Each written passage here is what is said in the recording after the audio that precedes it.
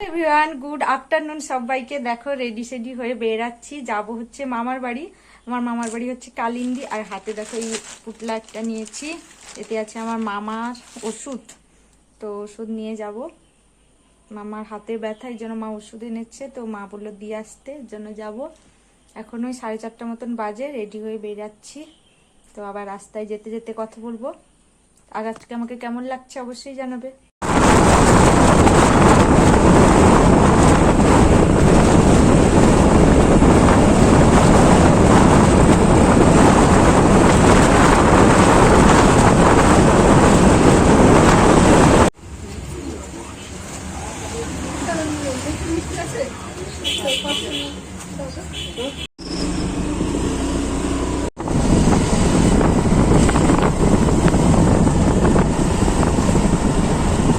কিছু জায়গায় গরম লাগবে নি লোকের, ছায়া মতন কি